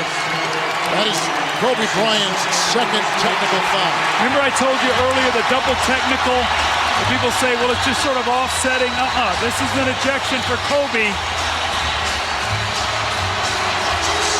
If I'm Mike D'Antoni, Steve Nash shoots these free throws, I get him out of the game. I don't want anything happen to my star player right now. This game is getting all kinds of chippiness in it. I'd call a timeout and I'd get him off the floor because I don't think you can substitute here. See, Kobe was upset that he thought that Kwame Brown got pulled down by James Jones. Watch this now. They pulled Kwame down right there, and he went over and said an earful to Leon Wood, standing up for Kwame Brown there as he felt like Kwame got a hard foul from James Jones. And there goes Steve Nash out of the ball game. That's a great substitution by Mike D'Antoni to get Eddie House into the ball game. Nash leads with 22 points, 3 rebounds, 4 assists. Steve had some early turnover problems. He had 4 for the game. Kwame Brown at the free throw line, 3:11 to play.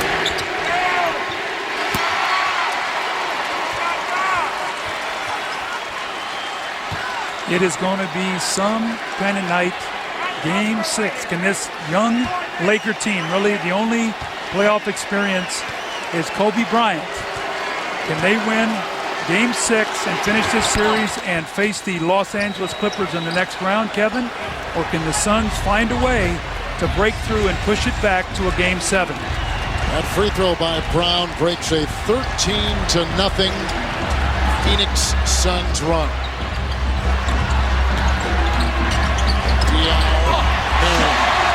How good has Boris Diaw been tonight? He's 1 assist shy of a triple-double. And he's had one before against the Lakers. He's had 4 all season long. All season long, exactly.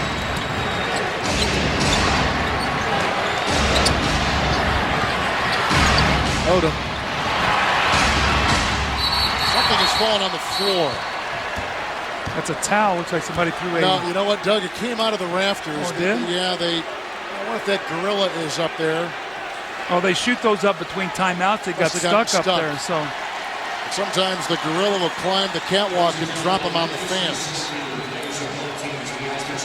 Maybe LA threw in the towel. Well, it was an orange one. White, orange, it doesn't matter. But you know what? All said and done, they've got the home court. That's what they've worked for.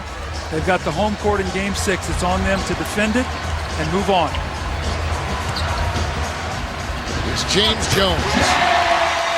Boy, he's had a nice game as well. Rebounding, he's got 9 rebounds. Remember, Kevin, he had his first 2 shots. He has 9 points, 9 rebounds. Well, 7 times teams have come back from 3-1 deficits. That's rejected by Marion. Walton on the floor. Here is Odom over James Jones, and a rebound by Odom. The collapse inside. Teams, Doug, coming back from 3-1 down. 7 times it's happened. Recently, the Pistons did it to Orlando in 2003. Miami in 97 beat the Knicks. And Houston took care of the Phoenix Suns in 95. As Phil Jackson said, 1 win just sets this thing back on edge. Well, folks, we are on the edge. The NBA playoffs continue tomorrow night on TNT. Detroit hosting Milwaukee Game 5, while Gilbert Arenas and the Wizards take on LeBron and the Cavs. And also as a Game 5, coverage begins at 6 o'clock Eastern Time. Kevin, let's put the bow on this game here tonight. What did Phoenix have to do? Could they do these things to win the game tonight? We talked about early. Can they score 100? Yes. They've scored 100 twice in this series. They're 2-0. +9 at the 3-point line. Can they hold their own in the paint? They're actually +4 with 6 more offensive rebounds. Can they channel the emotions and close the game? Well, you know what? They've closed the game, and for Phoenix, they have to hope that the emotions of Raja Bell on that flagrant foul where he was ejected on Kobe Bryant will not cost him a Game 6. Doug, the Suns have been very, very careful with the basketball in the second half. Only 1 turnover for Phoenix in the third and fourth quarter so far. None in the last 16 minutes.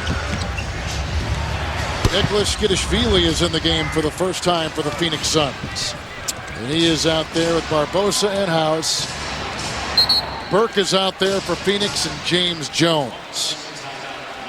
Timeout taken by Los Angeles. Vujicic and Parker, Turioff along with Walton and Devin George. The game for Boris Diaw, playoff career high 25 tonight. Friday on ESPN, it's Cleveland at Washington Game 6. Also San Antonio and Sacramento Game 6. And ABC will have a doubleheader on Sunday. The teams to be determined. There's been some amazing stories and so much happened in the first round. Kevin, I'm not so sure I can remember a first round that has had so many twists and turns and so many different plots. I agree. No, tonight it looked like Dwayne Wade was hurt in that first game. Miami could have been on the ropes. They were down 5 in the third quarter. He comes back, helps lead them to a big win. The Suns bounce back tonight. You had Sacramento hanging tough with San Antonio. Ginobili finding his game tonight after 2 tough games in Sacramento. They go back up 3-2. Be interesting to see Washington tomorrow at Cleveland. Can Washington win another one on the road? Vujicic split the defense and a travel. Vujicic tonight, after a great first 4 games, does not have a field goal. Smush Parker does not have a field goal. So those 2 guys are scoreless tonight. Actually, Smush Parker has 2 free throws. Excuse me, Kev. Doug, both teams shot well tonight. Lakers 49%, the Suns 48% for the entire game. Look at that, though. 84 field goal attempts to 67. 17 more field goal attempts for the Suns. This is Burke. Burke goes up and he's fouled on the play. Undrafted out of Auburn. Only Irish-born player in the NBA, Pat Burke. He has played 7 of his 8 pro seasons in Europe, Spain, and Greece.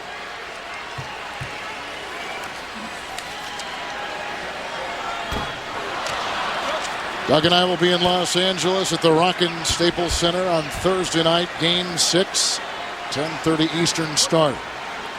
And then if there is a Game 7, it will be back here in Phoenix on Saturday. Lane violation. Now Pat Burks look at it, Skidishvili and say, you just took a point away from me. I don't get an opportunity to get out there and play. You just took one of my points.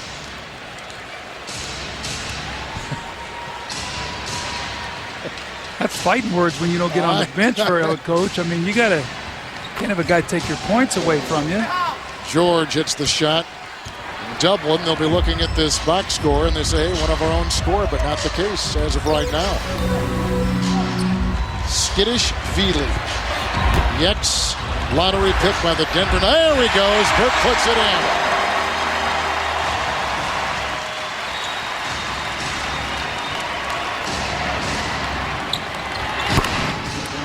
That's a 3 by Smush Parker. That's almost like the one he hit the other day, but it was from a different angle. Had not hit a shot the whole night. That's his only field goal of the night. 1 of 7, Doug. The other night he had 1 of 10 when he hit that. Finished up with 2 for 12, but had the big 3 and the big steal that gave them a 3-1 lead. Parker 3 of 19 in the last 2 games shooting. And here comes Luke Walton in the final 19 seconds of this game. Devin George. Boy, when there's no pressure on, it's easy to put that 3 ball in. Huh? I mean, it's amazing. Devin George the other day hit 3 big threes in the fourth quarter. The Suns fans, you know what they're hoping for? They want to see this team one more time. They'd like to see them on Saturday for a Game 7. We'll see if they can get it back here. They had a terrific night tonight. Phoenix Suns were facing elimination. The game had fireworks. It had a career high in the playoffs by Boris Diaw. He finished with 25 and 10 rebounds. A double-double for Odom of the Lakers, 18 points and 15 rebounds, and Kobe Bryant and 29. Let's check out tonight's closer of the game, presented by TNT's the closer. What about Diaw? 1 assist shy of a triple-double. He had a triple-double earlier this season against the Lakers. Still in the back of the minds of the Phoenix Suns, teams that have gone up 3-1 in a series have won 96% of the time. That firmly on the mind of Steve Nash, who is standing by with our David Aldridge.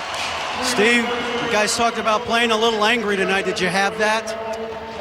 Yeah, I thought a little bit. I thought we just played really solid tonight. They shot a pretty good percentage, but we caused some turnovers, and we were still solid on our defense. And obviously, we scored over 100 points, which is nice. Yeah, Boris Diaw, 1 assist shy of a triple-double. Is he starting to figure this thing out? Yeah. Well, he's such a terrific player. He's got so many skills that, it's just a matter of time, like I said early on, before he really, gets it cracking. And he does a great job playing off guys and playing for guys, so we're really lucky to have him. In the fourth quarter, we saw Raja Bell with a clothesline at Kobe Bryant. He gets ejected. Are you worried that he won't be around for Game 6? Not really. After all the bad calls and breaks we've gotten, I can't see the league doing anything about it. There's been hard fouls both ways. The other day, Kwame Brown elbowed Boris to the ground and stood over him with his crotch in his face. So if they want to start ejecting our guys, I think it'd be unfair. Mike D'Antoni said this morning that this would be the toughest of the 3 for you guys to win because the pressure was on you. Do you feel like the pressure is now back on the Lakers? Well, we'll see. We're just, it'd be nice if we were 3-2 up, but we're in a position now where hopefully we can ride some momentum and let it all hang out in LA. Steve, thanks very much. Congratulations. Back to you, Kevin. All right, thank you. Our producer tonight has been Scott Cockrell. Our director, Lonnie Dale. Special thanks to Mookie Frana, Jeff Paris, Jeremy Levin, and Sam Powers. For Doug Collins and David Aldridge and the rest of our crew, Kevin Harlan saying good night from Phoenix, Arizona. There will be a Game 6. It'll be on TNT on Thursday, the Lakers and Suns. Right now, let's take you to Atlanta and Inside with Ernie Johnson. All right, thank you very much, Kevin. We either just watched Game 5 of a series or a 3-hour promo for Game 6 between the Lakers and the Suns on TNT Thursday night. Part of our double dip. But this is a 3-2 series now. We'll break it down, have all the night's highlights when we come back on Inside right after this.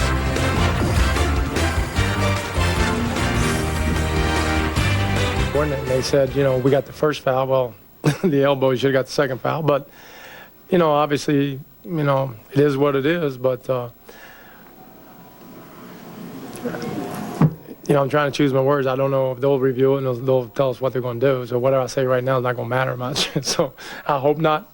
I think we've been on the short end for a lot of things. And whether that gets into account or not, I don't know. But whatever. We're either going to win it with him, and he'll win it for us, or we'll go and win it for him, and he'll be back in the 7th game. So whatever happens, we're ready for it.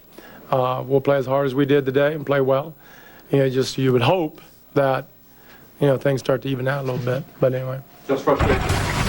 And with that, we welcome you to Inside the NBA, presented by Hyundai. Ernie Johnson, Kenny the Jet Smith, and Charles Barkley. Mike D'Antoni with his live post-game comments about Raja Bell. And before we hear from Charles and Kenny on that situation, let's just look at some of the video of Game 5 and kind of how it got to where it got to. And there you see in bottom of the screen, Kobe and Raja Bell, and this has been going on for months and months. From when Kobe said, I got bigger fish to fry than Raja Bell. But that's a flop, Ernie. Those guys. That's a flop. Okay, there's a flop in Charles' opinion, and then we've got Raja Bell going down. When you slow that down, you'll see he didn't hit him also. Yeah, exactly. Then this late, the clothesline, and down goes Bryant. And down goes Bryant. Ejected is Raja Bell. And his status for Game 6 up in the air at this point. Kobe Bryant cans a 3 after that. They're down by 10, and then a couple of 3 Too much Boris Diaw tonight. And Barbosa there, and Sean Marion out of the corner right here for 3. And the Phoenix Suns live to fight another day. They win it 114-97. And so they will move to Game 6 in LA on Thursday on TNT. So, Raja Bell, what will the league, in your opinion, what should the league do about Raja Bell? Charles? I think he's going to get suspended. But what he did was he cost the Suns the series tonight. I thought Phoenix had a fantastic game plan. They got the game sped up. But what he did, they're going to be so juiced for that game Thursday night. Whether he's suspended or not. Whether he's suspended, the Lakers are going to be fired up, but the crowd's going to be going nuts. I think that's the biggest problem with this foul. Because the Lakers were basically going through the motions tonight. They were just saving it up for Game 6, but they're going to be ready to go now. That's why I think that was a really bad foul.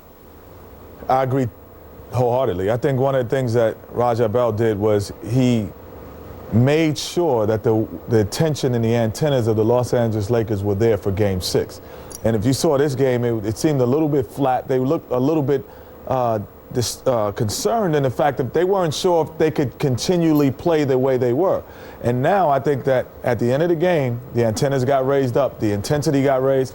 I think that was one of the biggest plays, and it will be probably for the Phoenix Suns. Great report late in the game by David Aldridge when he reported that Mike D'Antoni had talked to Raja Bell earlier and said, look, you have to play right up to the edge and not go over it. And then with a big lead, he goes over the edge and knocks down Kobe Bryant. We'll see if the league does. You know, I hope they don't suspend him.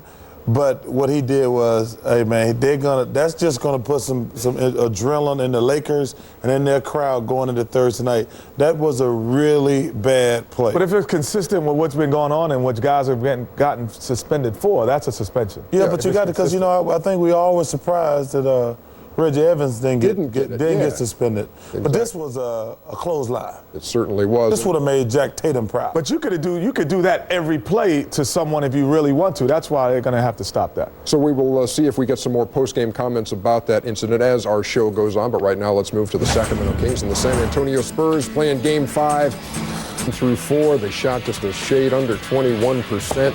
See the assists. That's not good. That's George Bush's approval rating. There you go.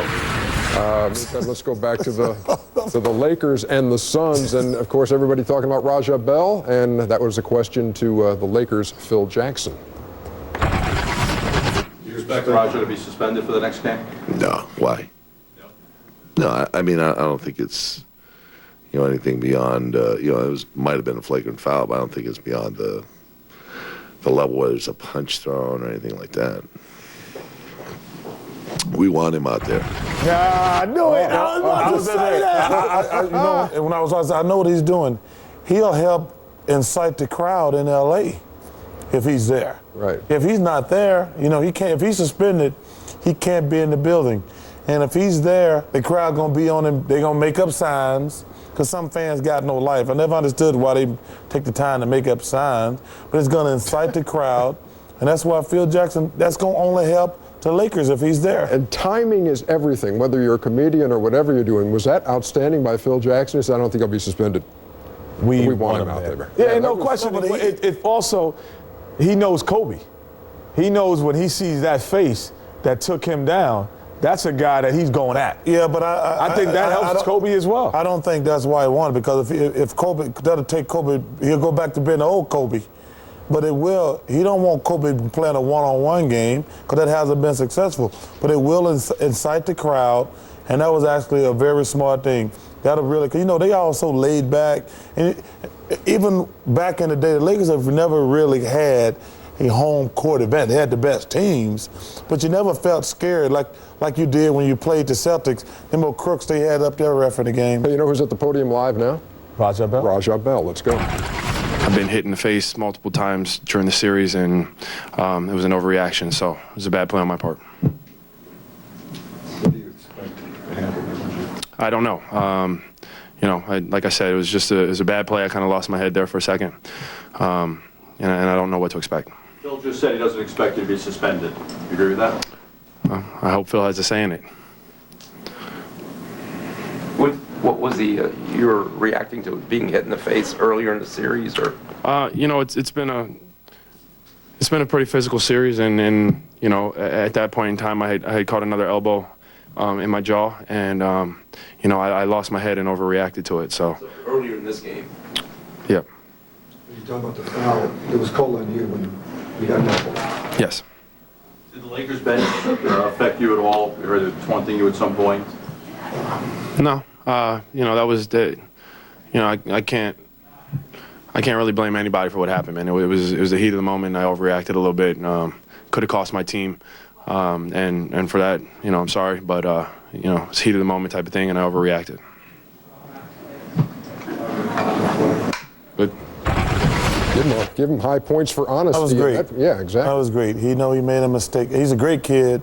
He had a terrific season. I hope they don't suspend him.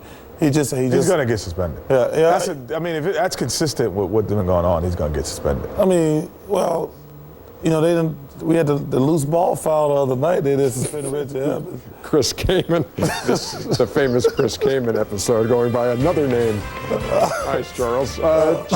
Just around the bend on inside. But I'm saying, I hope they don't suspend him. Because he made a mistake. We all make mistakes. I come work with y'all. That's a mistake. The series and we lead let at you stake come. in New That's Jersey. a mistake. I'm hoping y'all fire me. Pacers and Nets coming up.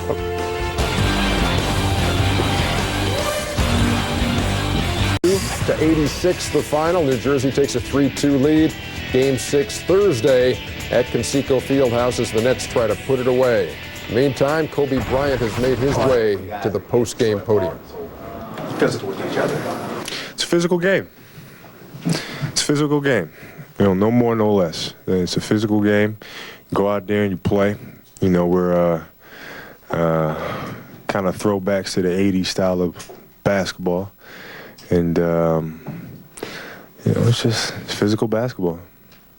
He says that you elbowed him in the jaw, which made him lose his cool, and then he ate the necktie all time, whatever you guys want to call it. Right. Did you elbow him in the jaw, or were you surprised by his reaction to it? Man, look, it's a physical game. You know, I'm not out there trying to elbow somebody. That's not what I do. That's not how I play. You know, if you get elbowed, you still have to keep it cool. You know, I get elbowed all the time. You know, I don't go out there and lose my head. You know what I'm saying? But it's part of the game, and I don't get disturbed by it. It actually excites me. I enjoy it.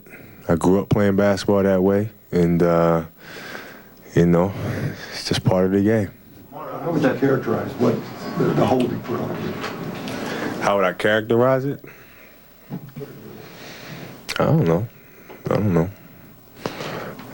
don't really know. You guys probably don't know what an octagon is, but it's something that belongs in the octagon. If you want to train to hop in the octagon, we can train to hop in the octagon. Not basketball. Do you think he'll be suspended? Do I think he'll be suspended? I don't know. I hope not. Octagon. If you want to train to hop in the octagon, we can train to hop in the octagon. Not basketball. Also a Chuck Norris movie, The Octagon. So there's Kobe and Chuck Norris. Oh, okay. I like Chuck Norris. He's done a lot for great stuff for kids around the country. Yes, he's a good guy. We have some champagne out here.